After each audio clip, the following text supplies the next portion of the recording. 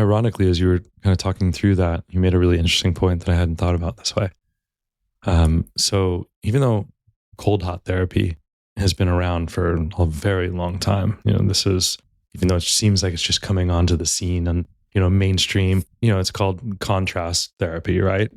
And that's for the body, but I never really thought about it, in terms of what you're talking about. How do we take the day to day of chaos and pull in silence, and how do we create contrast therapy for a spirituality?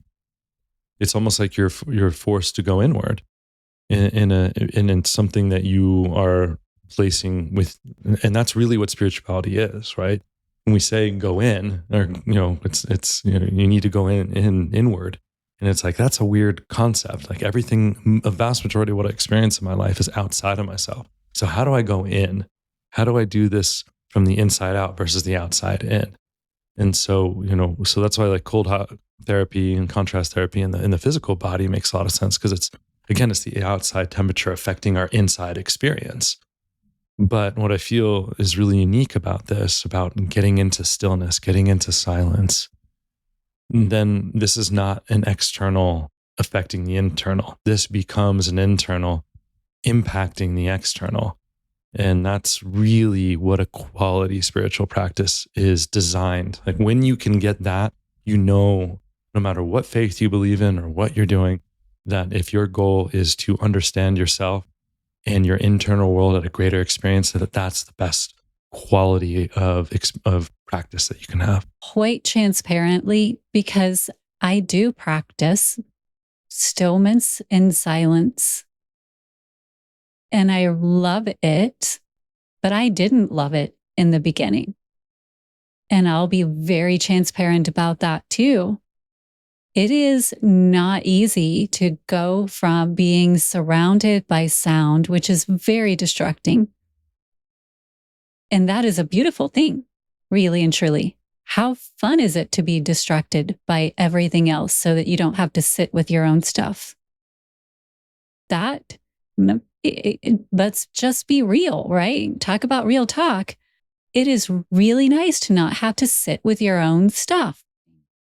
That the moment you start peeling away all of those sounds, and I did it slowly, and the fullest truth I can throw out here, I didn't start going into silence just by going into a very, very quiet room. I would have lost my ever loving mind. I would have been a Rolls Royce person who was been throwing up right there in the room. So I did it very gradually by going into my own bedroom and playing some very soft music and very light meditation music, so that it wished it was stillness, not silence. And I could get myself to be in more of a still frame of mind. And I can sit with myself, but I still had a little distraction, a little bit. Otherwise, I don't know that I would have navigated to that next level where I could turn the music off, but every now and then I might hum or talk to myself a little bit. Internal staff meetings were fantastic. Had to have them. I could talk aloud to myself to process things. But then eventually I got to the point where I could sit with myself and not have to say a word. And I could just be with myself, but I was still active. And when you're active, you're still making sound. You're shuffling, you're moving things around, you're still making sound. So there's still sound around you. And you do that so that there's something still distracting your brain. And eventually I got to the point where I wasn't even making sound. I didn't need to move.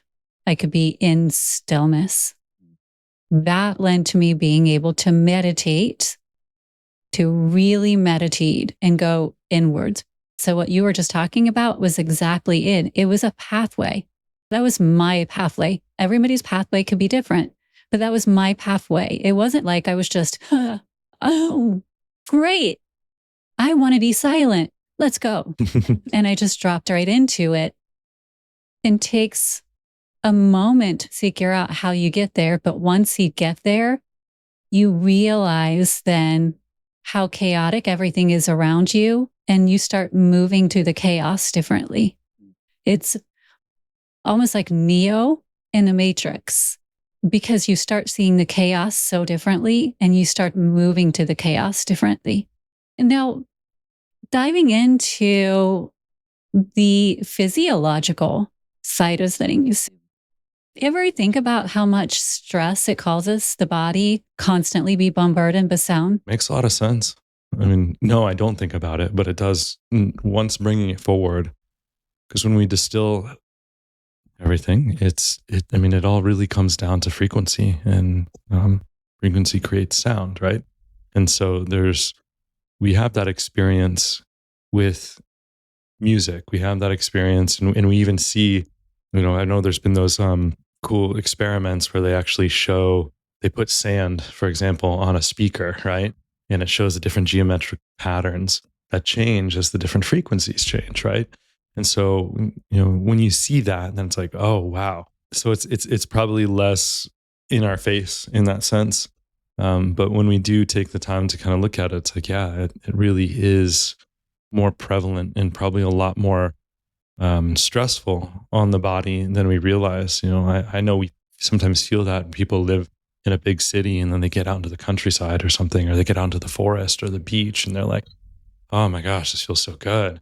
And there's a lot to say, I'm sure, behind that. I know some people really thrive, in that city, in that chaos, and it really supports them. So I mean, everyone's different in terms of how it affects them, if you will. But either way, there's no denying there's an impact.